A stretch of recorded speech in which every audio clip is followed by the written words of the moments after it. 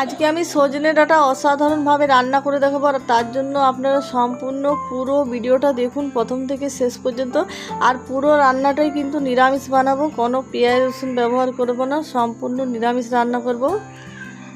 আর এখানে নিয়েছি দেখুন সজনে ডাঁটা, তার সঙ্গে নিয়েছি বেগুন, বড়ি, আলু। বেগুনগুলো একটু বড় বড় করে কেটেছি।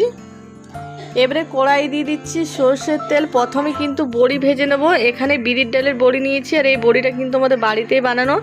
আপনাদের কাছে বিরির ডালের বড়ি না থাকলে অন্য কোনো বড়িও নিতে পারেন। বড়িটা এবারে ভালো করে ভেজে নেব। আর বড়িটা দেখুন এইরকমভাবে ভেজে নিয়েছি, খুব বেশি কিন্তু লাল করেও ভাজা চলবে না, না হলে তেতো লাগবে খুব বেশি ভাজা হলেও। এবারে ওই তেলের মধ্যে আর একটু দিয়ে দিচ্ছি সর্ষের তেল। এবারে বেগুনটা দিয়ে দেবো, বেগুনটাও ভেজে নেব ভালো করে।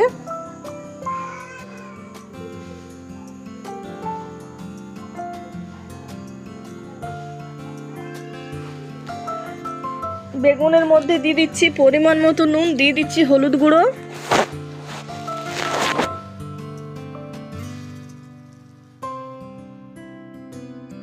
বেগুনটা খুব সুন্দর ভাজা হয়ে গেছে, এবারে তুলে নেব।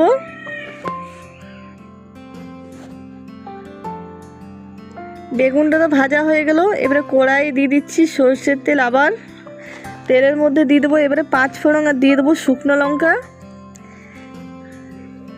তার সঙ্গে দিয়ে দিলাম একটু জিরে। সব কিছু খুব সুন্দর ভাজা হয়ে গেছে। এবারে দিয়ে দিচ্ছি এর মধ্যে কেটে রাখা আলু। আলুটাও কিন্তু খুব ভালো করে লাল করে কিন্তু ভেজে নেব।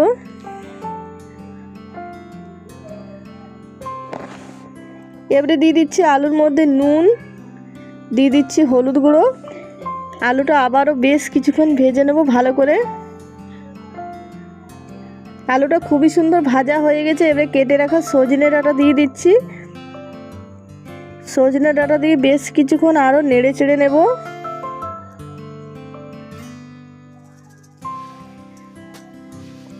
দিয়ে দিচ্ছি নুন, দিয়ে দেবো হলুদ গুঁড়ো।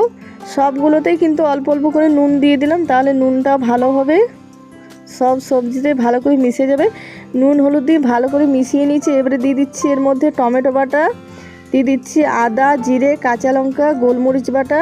আর নিরামিষ রান্নাতে যখনই নিরামিষ রান্না করবেন বন্ধুরা, একটু গোলমরিচ বাটা দেবেন, তাহলে তরকারি খেতে কিন্তু বেশি ভালো লাগে। আর মশলাটা দিয়ে বেশ কিছুক্ষণ কষিয়ে নিয়েছি। তারপরে দিয়ে দিলাম এর মধ্যে ভেজে রাখা বেগুন, আর বেগুন দিয়েও বেশ কিছুক্ষণ কষিয়ে নেব সব কিছু একসঙ্গে। এবারে দিয়ে দিচ্ছি একটু চিনি,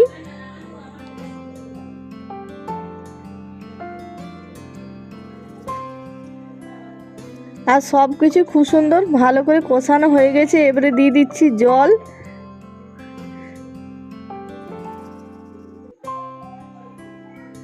জলটা একটু বেশি পরিমাণেই দেবো, কারণ একটু ঝোল ঝোল নামাবো। আর জল নিয়ে ভালো করে মিশিয়ে নিয়েছি। এবারে ঢাকা দিয়ে দেবো, সব কিছু যাতে ভালোভাবে সেদ্ধ হয়ে যায়। কিছুক্ষণ পর ঢাকাটা খুলে নিলাম। এবারে ভেজে রাখা বড়িটা কিন্তু দিয়ে দেবো। এখনও কিন্তু সবজিগুলো সব সেদ্ধ হয়নি।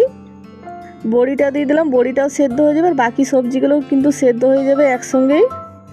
আবারও ঢাকা দিয়ে দেবো। ঢাকা দিয়ে দিলাম।